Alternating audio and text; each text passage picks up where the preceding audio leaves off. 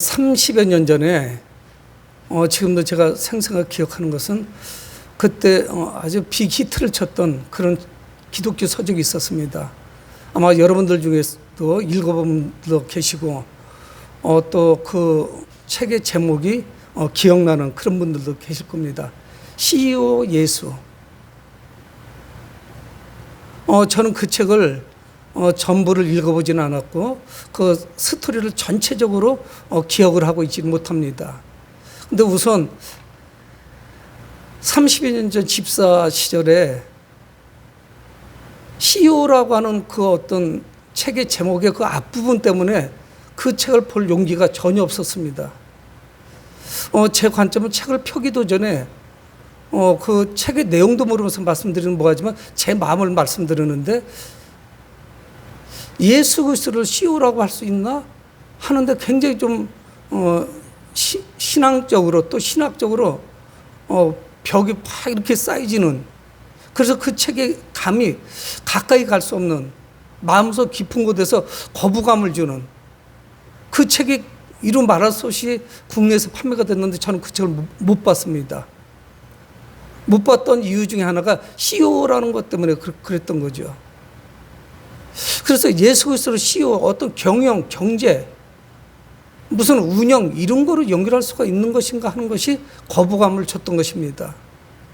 여러분, 우리가 사는 이 시대는 경영이 화두죠. 그래서 경제학과가 조금 내려가고 경영학과 같은 데가 좀 뜨는 그런 학과입니다. 그건 이해할 수 있어요. 경영을 떠나서는 아무것도 할 수가 없죠. 물건을 아무리 잘 만들어도 경영이 이루어져야 되고 또 영업이 돼야 되고 모든 것이 경영하고 연결이 됩니다. 그래서 그 경영을 사전적인 의미를 찾아보니까 사업이나 기업 등을 계획적으로 관리하고 운영함. 사업이나 기업을 계획적으로 운영하고 관리한대요. 짧지만은 정의를 잘 내린 것 같습니다. 여러분, 사전적인 의미와 같이 우리는 경영 그러면은 기업이나 사업하는 사람들, 뭐 기업체에서 하는 거지 나하고 경영하고 무슨 상관이 있나 하는 생각을 할 수밖에 없습니다. 여러분, 하지만 우리는 이 경영은 뗄 수가 없어요. 대통령이 국가를 관리하는 것도 경영이 필요합니다. 세입과 세출이 있죠. 내년도 예산을 세워야 되고 그 예산을 아주 짜임새 있게 사용을 해야 됩니다. 그리고 복지국가가 되죠. 대통령이 경영을 하는 사람은 아니지만 경영 마인드가 있어야 되면 부인할 수가 없어요. 여러분, 사업하는 사람들만 경영을 하나요? 가정도 마찬가지입니다. 동일한 수입을 가지고 있지만 그 가정의 경영을 이루는 그 가장이나 또는 아내가 경영을 방만하게 하면 그 재정이 좋을 수가 없죠. 동일한 수입인데 어느 집은 그래도 풍성하게 살아가고 어느 집은 늘 쪼달립니다. 어렵죠. 그럼 경영을 잘못해서 그렇겠죠.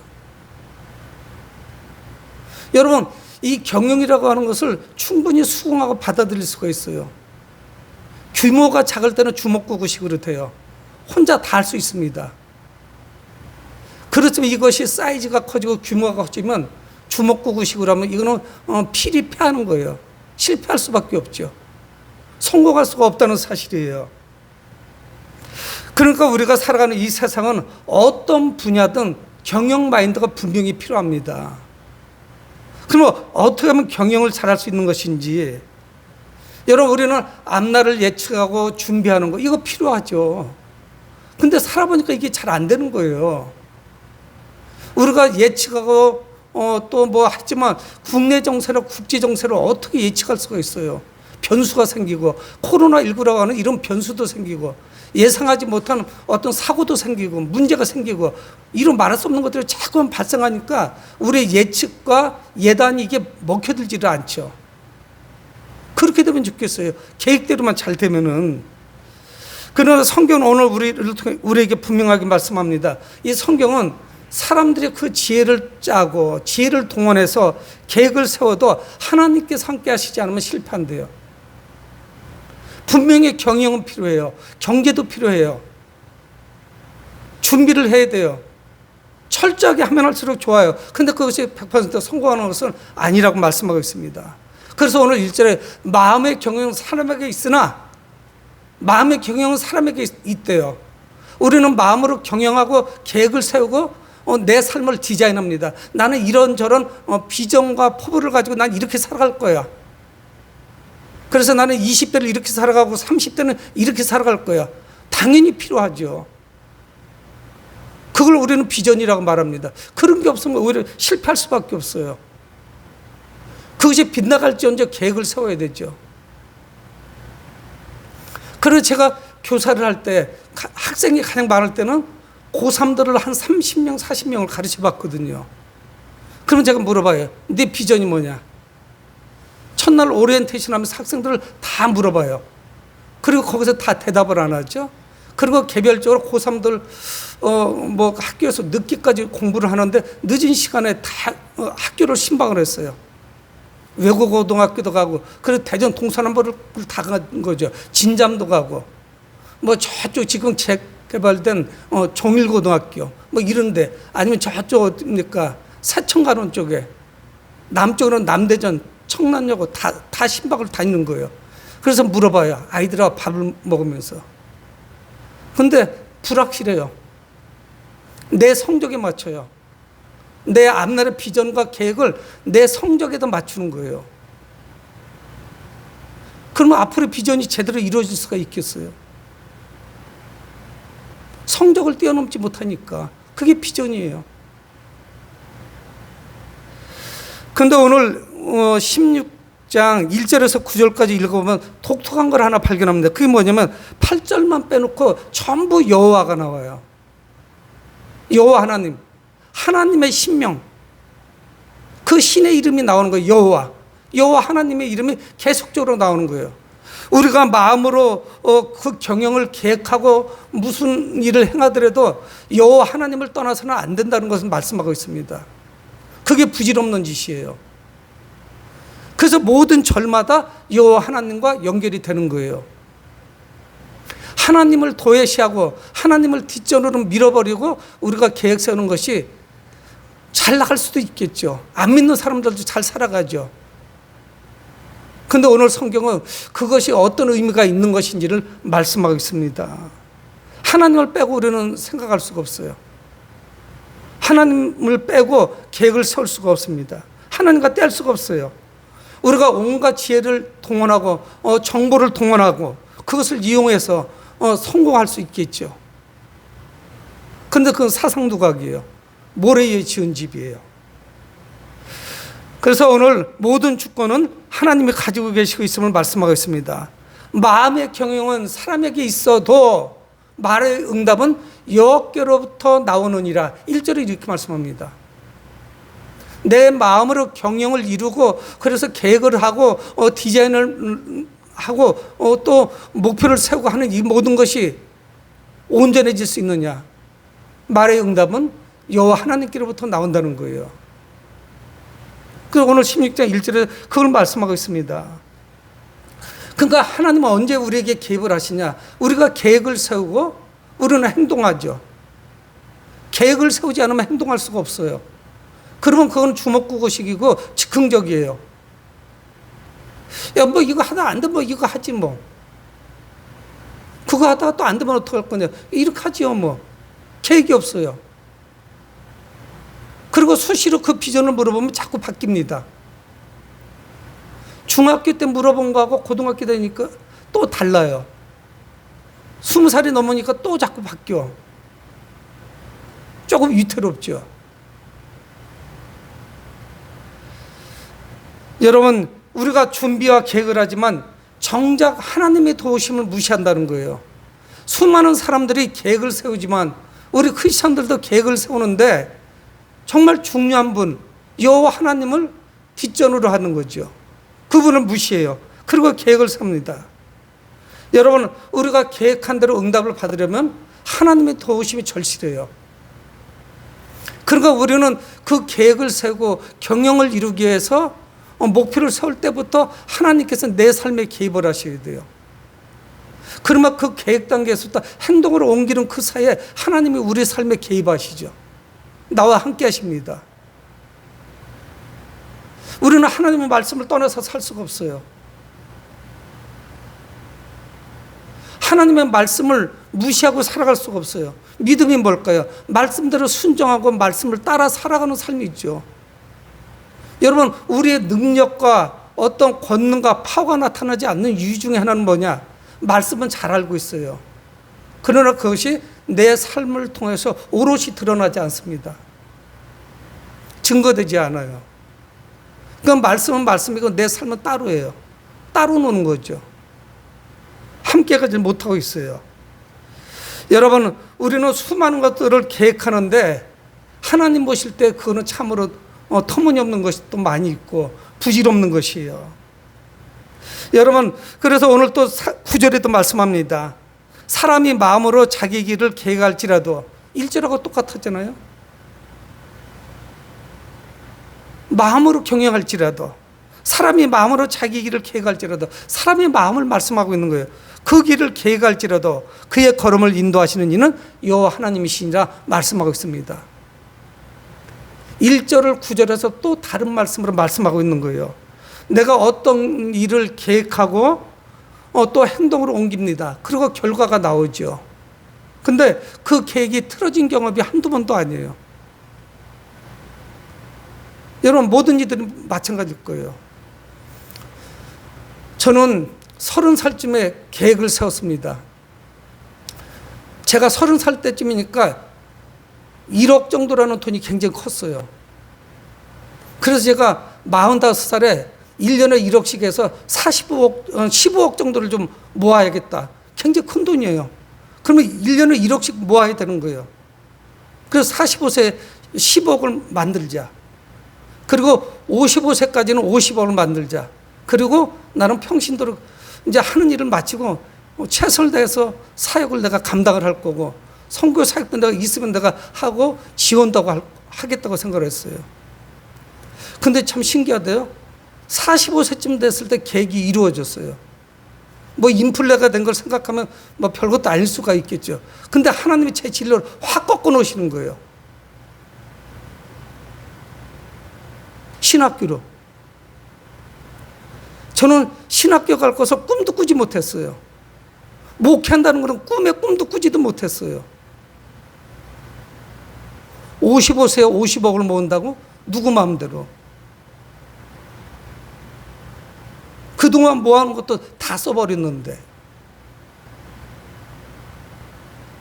그 비전을 받고 20년이 훨씬 넘었잖아요. 45세 이후에.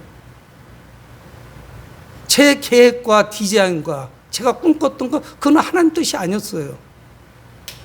그냥 30살 먹은 젊은 사람이 세운 그런 계획이 지나지 않았어요. 여러분, 오늘 말씀합니다. 사람이 마음으로 자기 길을 계획할지라도 그의 걸음을 인도하시는 이는 여호와시니라. 그러니까 우리의 걸음을 인도하시는 여호와 하나님을 바라봐야 돼요. 그분의 발걸음을 따라가야 돼요. 그렇게 하지 않으면 우리의 삶은 헝클어져 버립니다. 즉흥적으로 내가 계획 세우고 내가 나가고 내가 앞서서 해버리고. 여러분, 하나님께서 보실 때 우리의 계획은 그다지 쓸모있는 것은 아니에요. 여러분, 노력에 비해서 훨씬 더 많은 열매를 맺으려고 하죠. 그런 결과를 우리는 기다려요. 그런데 땀 흘려 수고하고 노력한 대가만큼도 못 거둘 때가 얼마나 많은지 몰라요. 때로는 비참하고 처절하게 실패합니다. 그래서 쓰러져요. 그래서 부르짖고 눈물 짜는 거예요.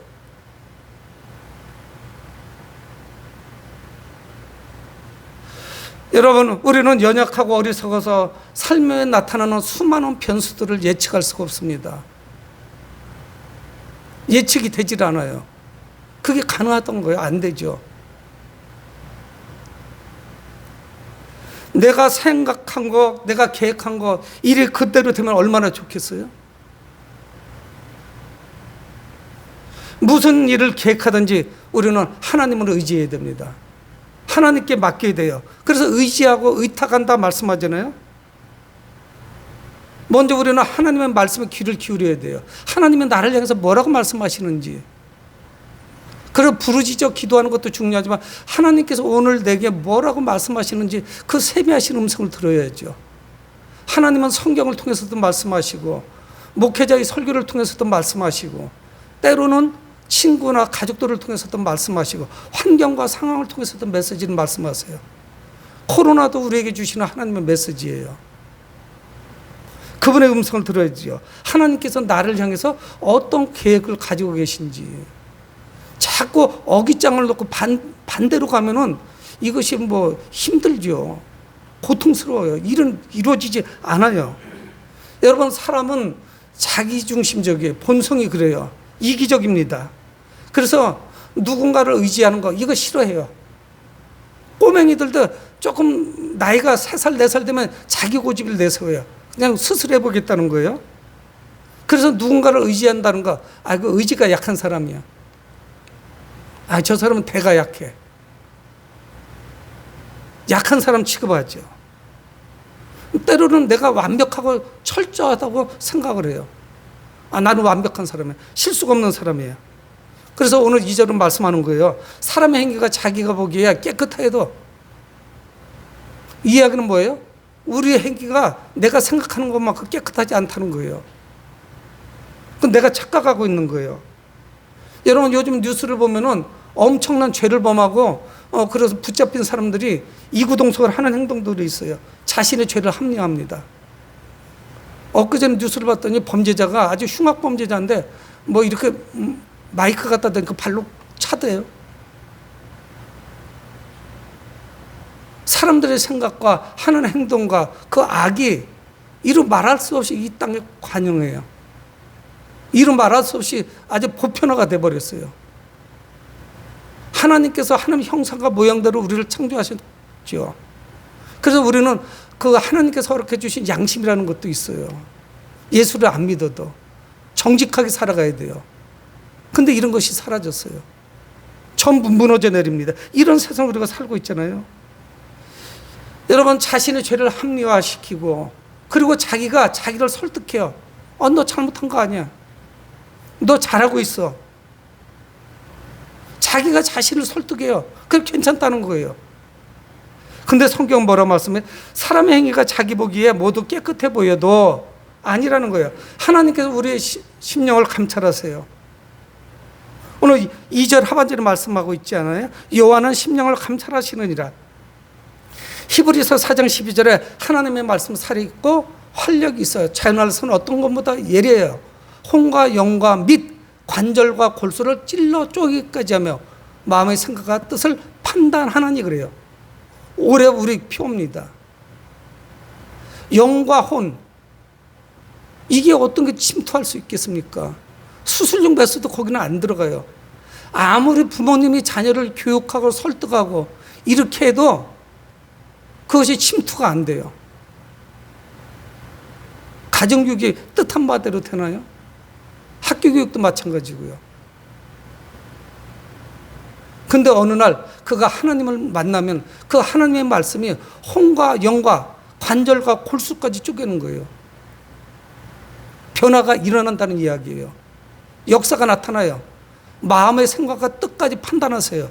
감찰하신다는 이야기예요. 이 이야기는 뭐냐? 하나님은 모든 것을 보고 계시고 변화를 이루어 주신다는 이야기입니다. 이건 불편하지 않아요. 근데 사람들은 이걸 불편해요. 하나님께서 나를 간섭하시는구나. 여러분, 하나님께서 우리를 간섭하시고 주관하신다는 것은 행복한 거예요.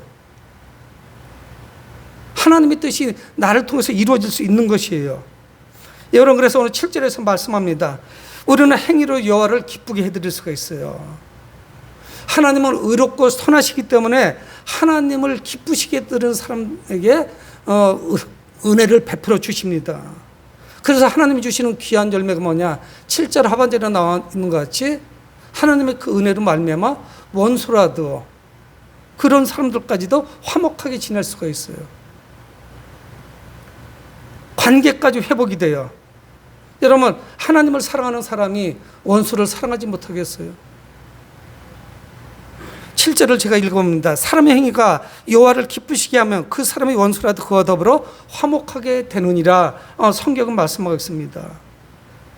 그래서 하나님의 의는 역설적입니다. 세상의 기준과 전혀 달라요.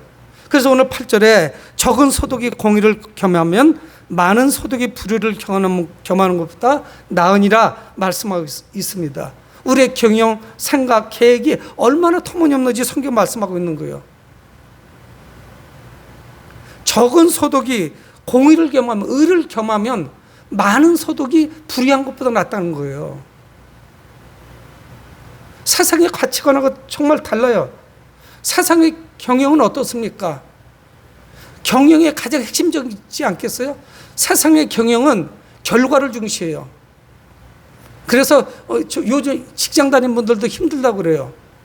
왜? 사람의 인력은 감축하던가 아니면 덜 뽑고 일은 많이 시켜요. 적은 노동, 적은 노력을 통해서 많은 효과를 보는 거, 이것이 경영자 중에 가장 유능한 사람이에요. 여러분, 그렇게 되면 어떻게 되나요? 인간성은 말살돼요. 사람을 능력으로 평가하는 거예요. 능력이 없으면 이건 사람도 아니에요. 퇴출 대상이에요. 너는 밥벌이를 못하니까 떠나가줘야겠어. 우리 직장에 필요하지를 않아. 더불어 함께 가지 못해요. 근데 성경은 우리에게 분명히 말씀합니다. 적은 소득이 공의를 겸하면 많은 소득이 불의를 겸하는 것보다 낫다 말씀하는 거예요. 근데 우리는 우리의 경우에는 다 어디로 가 있어요? 많은 소득을 쫓아가는 거예요. 그 과정은 무시돼요. 과정이 뭔 소용이 있어? 수단 방법 가리지 말고 많이 벌면 되죠. 요즘 20대, 30대가 많이 우려가 돼요. 기성세도. 제가 나이가 이제 먹어가는 건지 몰라도 많이 좀 걱정이 돼요. 일을 해서 집을 장만하고 돈을 번다는 게 어려워서 그럴 수도 있겠죠. 불쌍하고 딱하기도 해요. 너무 많은 젊은이들이 주식과 부동산에 관심을 가지고 있는 거예요. 여러분, 그거는 낙폭이 너무 큽니다.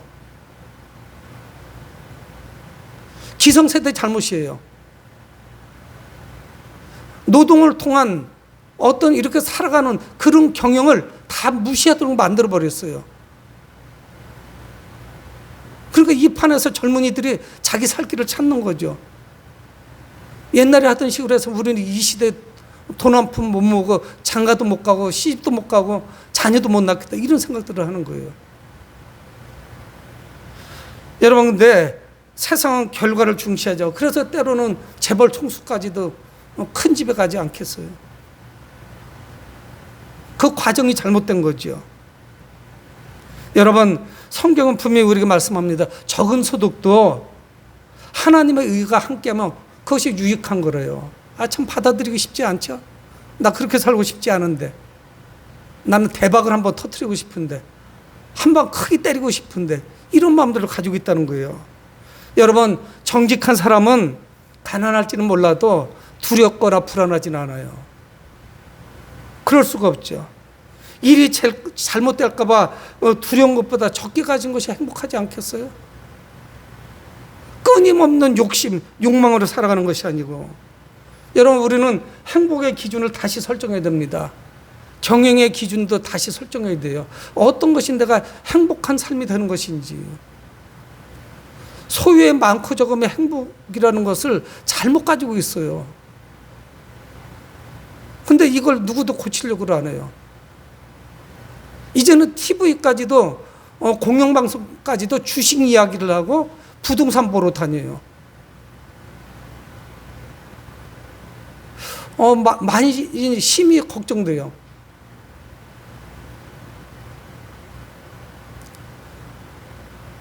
저는 우리 아이들이, 저희 자녀들이 돈을 많이 벌고 부자로 사는 것보다 남한테 존경받는 직업을 가졌으면 좋겠어. 그런 얘기는 누누이 했어요.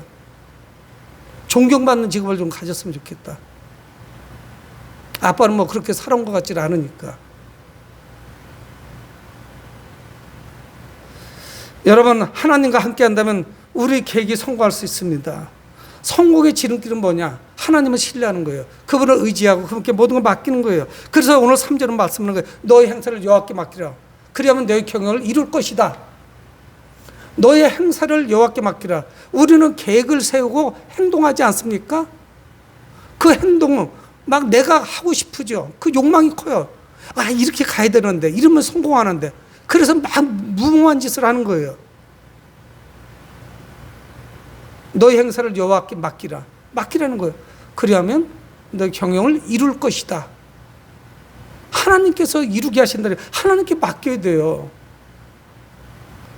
맡기지 못하는 거예요. 여러분 여기서 맡기다가 무슨 뜻이냐면요, 굴려보내다 이런 뜻이에요. 이 말씀을 볼 때마다 딱 생각나는 게 뭐냐, 축구에서 공을 패스하지 않습니까? 유기적으로 패스가 이루어져야 돼요. 공을 상대방이 아니라 우리 팀 동료한테 잘 이렇게 굴려줘야 돼요. 돌리고 하다 찬스 나면 공을 차 넣어야 되죠. 혼자 됩니까? 안 되죠. 세계적인 스타 플레이어도 혼자 11명하고 싸워서 못 이겨요.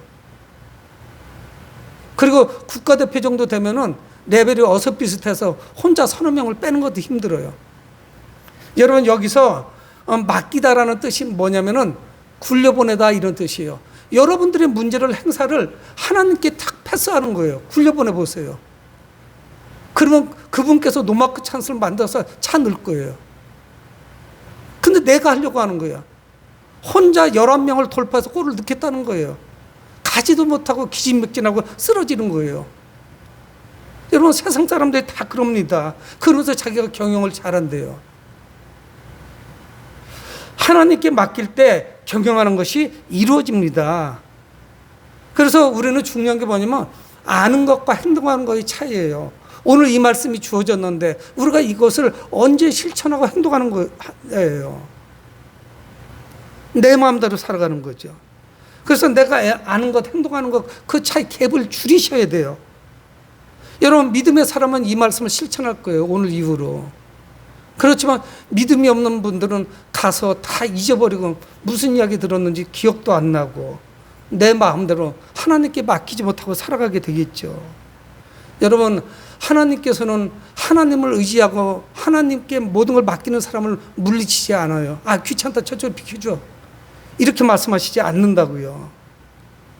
우리 자신의 한계를 알고 하나님 앞에 겸손해야 돼요. 하나님, 저는 아무것도 할 수 없습니다. 저는 그런 능력이 없습니다. 저는 제가 예수 믿고 1년 4개월 만에 군대를 갔습니다. 영장이 나왔는데 아산에 온천 국민학교예요.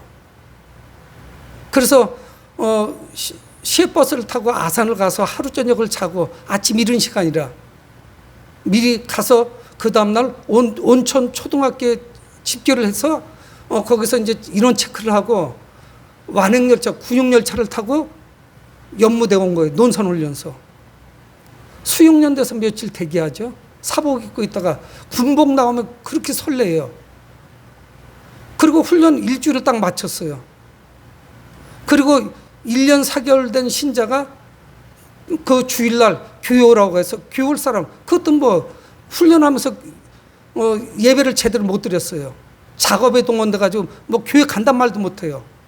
누가 내 마음대로 군대 가서 내 마음대로 행동해. 첫 예배에 참석했어요. 첫 예배에 참석했는데 눈물이 나더라고요. 그냥 쏟아지는 거예요. 이제 나를 우리 부모님도 못 도와줘요. 친구도 못 도와줘요. 어떤 선생님도 저를 못 도와줘요. 스스로 해야 돼요. 근데 이런 경험 처음인 것 같아요. 군대를 가면 느껴져요. 그래서 첫 번째 예배에서 펑펑 울었어요. 그리고 하나님께 기도해서, 하나님, 1년 4개월이니까 기도할 줄은 모르죠. 제가 손가락 10개, 발가락 10개 가지고 군에 입대했는데 저 돈 벌러 온 것도 아니고 뭐 극기 훈련 온 것도 아니고 군 생활이 의무이기 때문에 내가 군대 왔는데 하나님 33개월 군대 생활 잘하고 손가락 10개, 발가락 10개 건강한 모습으로 제대하게 해주세요. 그리고 이왕이면 하나님 제가 훨씬 더 이 자아가 생각하는 것이 훨씬 더 성숙해져서 나갔으면 좋겠습니다. 그런 기도를 했다니까. 지금도 생생히 기억나는 거예요. 여러분, 군대 가니까 그 후에 이 말씀을 읽다가 깨달아지더라고요. 너의 행사를 여호와께 맡기라. 그러면 너의 경을 하나님께서 이루실 거예요. 내 힘으로 할 수 있는 게 아무것도 없는 거야, 이제. 누구도 못 도와주는 거예요. 하나님이 저절로 찾아지더라고요. 맡기지 말라고 해도 그분한테 맡겨야 돼, 이 상황이. 군대를 가니까 그렇더라고요. 한 주 동안 얼마나 힘이 들었는지 이건 이루 말할 수가 없어요. 훈련소에 앉아 있는데. 그 예배당에서 그때 정말 뜨겁게 처음으로 1년 4개월 만에 주님을 만난 것 같아요. 첫 예배에서 그 기도 잠깐 짧게 한 1분이나 했을까요? 뭐 더 이상 하라고 해도 길게 기도도 못하지만 첫 번째는 눈물이 펑펑 쏟아지더라니까요. 주체할 수가 없어요. 여러분, 우리가 사는 이 시대는 모든 것을 완벽하게 준비합니다. 여러 가지 도상훈련을 하죠. 그래서 사람들은 단기 계획도 세우고 장기 계획도 세워요. 또 영업 파트 같은 데는 시간을 또 자릅니다. 시간별로 계획을 세우고 분별로 세우고 초별로 다 나눠요. 그래서 활동을 해요. 여러분, 그렇게 하지만 계획대로 이루어지지 않는 경우가 훨씬 많아요. 국내 정세, 국제 정세, 외부 환경에 많이 좌우돼요. 그래서 철저한 계획이 쉽지가 않습니다. 계획대로 일이 되지 않아요. 그러나 오늘 성경 뭐라고 말씀합니까? 너의 행사를 여호와께 맡기라 말씀하고 있어요. 너의 행사를 여호와께 맡겨라. 완벽한 준비와 계획, 이거 사람이 하는 것이 아니에요. 하나님이 하셔요. 계획이나 준비가 좀 부실할 수 있어요. 그러나 그 발걸음을 인도하시는 분은 누구냐? 하나님이세요. 하나님이 안 해주시면 우리는 쓰러져요. 별일이 다 일어나는 거예요. 여러분, 사랑하는 성도 여러분, 그분과 함께 길을 가시기 바랍니다. 내가 길이요 진리요 생명이라고 말씀했어요. 그분 자신이 길이에요. 그분이 진리예요. 그래서 그 길을 가다 보니까 그분 자신이 길이었고 진리였어요. 사랑하는 성도 여러분, 지금부터 하나님만을 따르고 하나님만을 의지하고 하나님만을 의탁하는 여러분들 되길 주 이름으로 축복합니다. 좋으신 아버지 하나님, 주의 은혜를 감사합니다. 하나님은 저희들은 부족합니다.